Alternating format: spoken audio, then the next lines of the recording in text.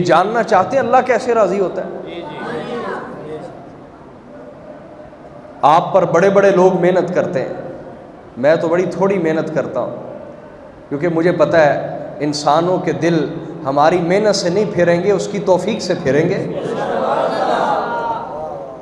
تو میں تو تھوڑی سی محنت کر کے کہتا ہوں مولا میری باتیں سمجھانا تیرا کام ہے، میں تو ان کو کہہ دی ہے نا، میری باتیں انہیں سمجھ آ جائیں، ہدایت مل جائے، یہ تیرا کام، تو نے دروازے کھولنے۔ سمجھے یا نہیں سمجھے؟ شاہ پریو تگڑے ہیں، سمجھنا چاہتے ہیں اللہ کیسے راضی ہوگا؟ اللہ کو راضی کرنا ہے تو اللہ کے نبی سے پوچھ لیتے ہیں اللہ کو راضی کیسے کرنا ہے۔ اس سے اللہ کو راضی کیسے کرنا ہے، نبی سے بہتر تو کوئی طریقہ نہیں بتا سکتا نا، رسول سے بہتر تو کوئی طریقہ نہیں بتا سکتا کہ اللہ راضی کیسے ہوگا۔ اللہ راضی نبی سے بہتر تو کوئی نہیں بتا سکتا نا۔ تو ہم محفل کراتے ہیں، پیسہ لگاتے ہیں، لنگر پکاتے ہیں، لوگوں کو دعوت دیتے ہیں، سب کچھ اس لیے کرتے ہیں کہ اللہ راضی ہو جائے۔ یہ بہت بڑا عمل ہے، یہ شرف ہے، میں مبارکباد دیتا ہوں جو کرتے ہیں، لیکن اس میں کون سی چیز رکھنا ضروری ہے؟ کون سی چیز رکھنا بولیے جس کے تحت واقعی اللہ راضی ہو جائے گا؟ یہ تو ابھی ہمیں امید ہے نا کہ راضی ہو جائے گا، یقین کیسے ملے گا؟ کیا بتا دوں؟ سنبھال لیں گے، سمجھے؟ پھر میرے آقا صلی اللہ علیہ وسلم نے فرمایا، تاجدار کائنات نے فرمایا، خاتم النبیین نے فرمایا، سید الاولین والآخرین نے فرمایا صلی اللہ علیہ وسلم، اللہ راضی کیسے ہوتا ہے؟ حضور بتانے لگے۔ حضور نے فرمایا یا فاطمہ ان اللہ یرضی لرضاک، فرمایا فاطمہ بے شک تیرے راضی ہونے سے اللہ راضی ہو جاتا ہے، تیرے راضی ہونے سے اللہ راضی ہو جاتا ہے۔ وَيَغْضِبُ لِغَضَبِكَ، اور تیرے ناراض ہونے سے اللہ ناراض ہو جاتا ہے۔ سب کچھ اس لیے کرتے ہیں کہ اللہ راضی ہو جائے، لیکن اس میں امید ہے، اس میں کیا ہے؟ جو نبی بتائیں اس میں یقین ہے، جو نبی بتائیں اس میں بولیے۔ تو میرے آقا نے فرمایا فاطمہ بے شک تیرے راضی ہونے سے، نہیں سمجھے؟ نہیں سمجھے؟ اے فاطمہ سلام اللہ علیہ، اے فاطمہ، اے زہرا، تیرے راضی ہونے سے اللہ راضی ہو جاتا، تیرے ناراض ہونے سے اللہ ناراض ہو جاتا۔ جس کو میری بات، مجھ فقیر کی بات سمجھ آئے، میں اس کو زندگی کا وظیفہ بتانے لگا، زندگی کا وظیفہ بتانے لگا۔ زندگی میں کسی کام کو نیکی سمجھ کے اگر کرنے لگے، اگر کسی کام کو نیکی سمجھ کے کرنے لگے، کسی کام کو، بس یہ دیکھنا ہے اس کام سے سیدہ زہرا راضی ہو جائیں گی۔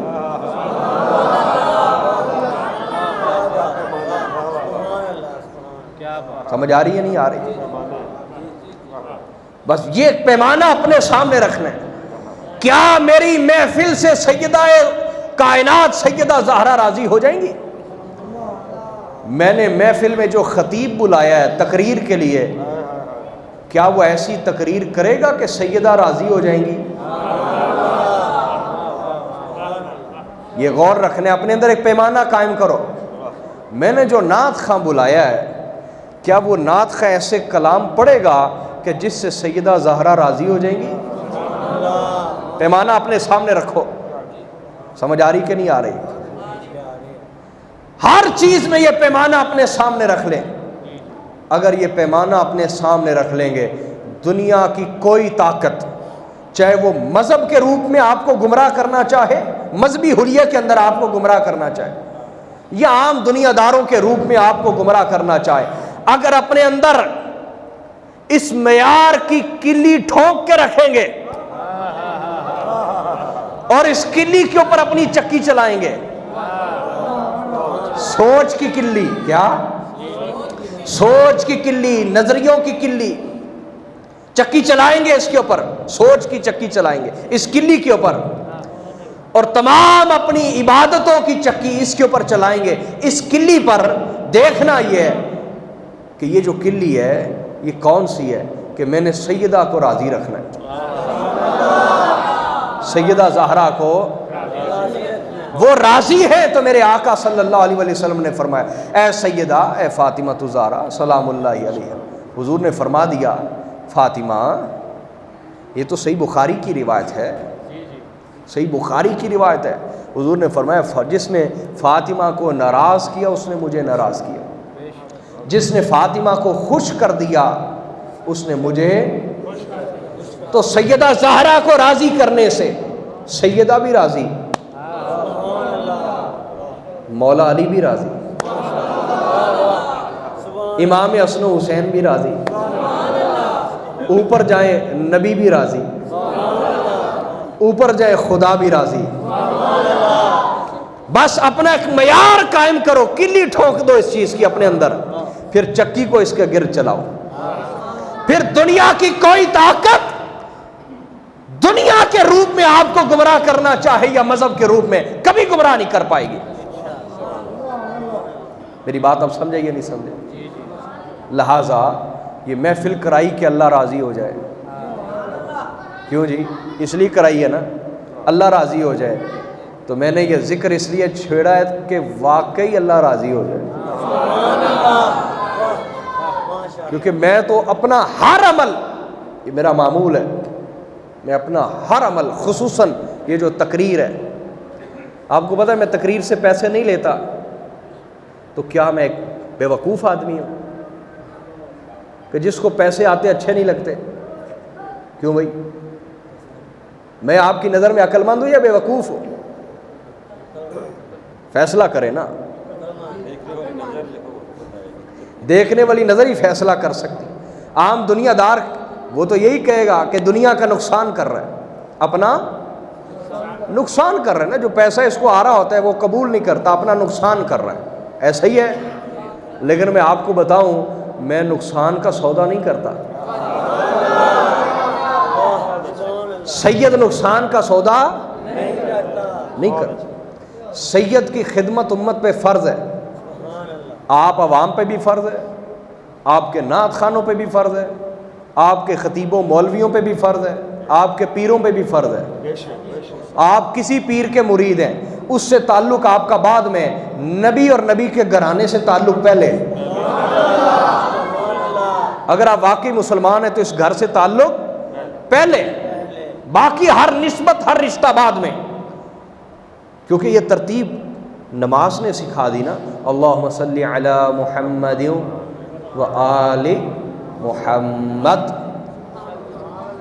ہمارا سب سے پہلا رشتہ اللہم اللہ سے ہے،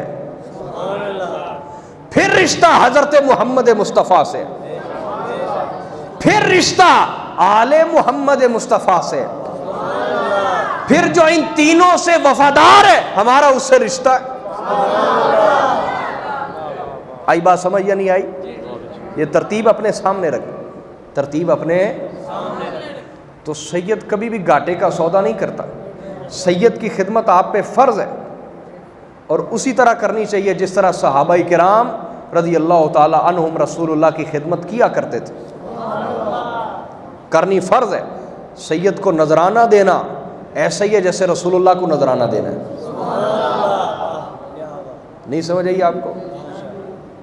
کچے عقیدے کے قرآن سے سمجھا دوں. اللہ نے فرمایا ان الذین یبایعونک انما یبایعون اللہ ید اللہ فوق ایدیہم. اے میرے نبی، بے شک جو لوگ آپ کے ہاتھ پر بیعت کرتے ہیں وہ آپ کے ہاتھ پر نہیں، وہ اللہ کے ہاتھ پر بیعت کرتے ہیں. وہ آپ کے ہاتھ پر نہیں، بولیے اللہ کے ہاتھ پر بیعت کرتے ہیں. وہ ہاتھ نبی کا تھا یا اللہ کا تھا؟ لیکن اللہ کہہ رہے نہیں، اللہ کا ہاتھ ہے. وجہ کیا ہے؟ وجہ یہ ہے کہ اس ہاتھ سے جڑے بغیر اللہ سے کوئی جڑ ہی نہیں سکتا. اس لیے فرمایا یہ ہاتھ میرا نمائندہ ہے، میری شان کا مظہر ہے. اس لیے یہ نہیں فرمایا کہ یہ ہاتھ میرا نمائندہ ہے، مظہر ہے، بلکہ وہ سارا فرق ختم کر کے کہہ دیا ید اللہ فوق ایدیہم، تمہارے ہاتھوں پر نبی کا ہاتھ نہیں اللہ کا ہاتھ ہے. یہ قرآن ہے، میں نے لفظ بلفظ ترجمہ کر دیا ید اللہ فوق ایدیہم. جو انصار و مہاجرین صحابہ کرام صلح حدیبیہ کے موقع پر میرے نبی کے ہاتھ پر بیعت کر رہے ہیں، ان کے ہاتھوں پر اللہ کا ہاتھ ہے. ان کے ہاتھوں پر نبی کا ہاتھ، بولیے، اللہ کا ہاتھ ہے. کیوں؟ کیونکہ اس ہاتھ سے جڑنے سے اللہ سے جڑ سکتے ہو. دلیل اخذ کی میں نے کہ نہیں؟ سمجھ آئی یا نہیں آئی؟ یہ ہاتھ اللہ کا ہاتھ کیوں ہے؟ کیونکہ یہ ہاتھ اس سے جوڑتا ہے، اس سے. تو ہر سید کا ہاتھ نبی کا ہاتھ کیسے؟ کہ یہ ہاتھ نبی سے جوڑ دیتا. آئی بات سمجھ یا نہیں آئی؟ جس کو آ گئی ہے تو ہر دور ہی کربلا ہے یارا. جس کو آ گئی ہے وہ حسینیوں میں آ گیا ہے،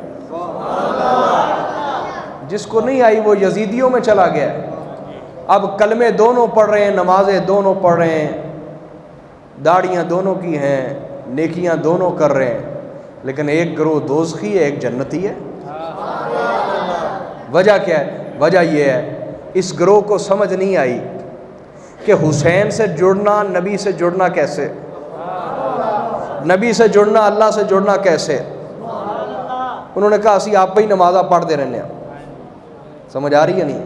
لیکن یہ جو گروہ یہ سمجھ گیا کہ آل رسول سے جڑے بغیر کوئی رسول سے جڑ نہیں سکتا، انہیں یہ سمجھ آ گئی تو یہ اہل جنت میں سے ہو گئے کہ نہیں ہو گئے؟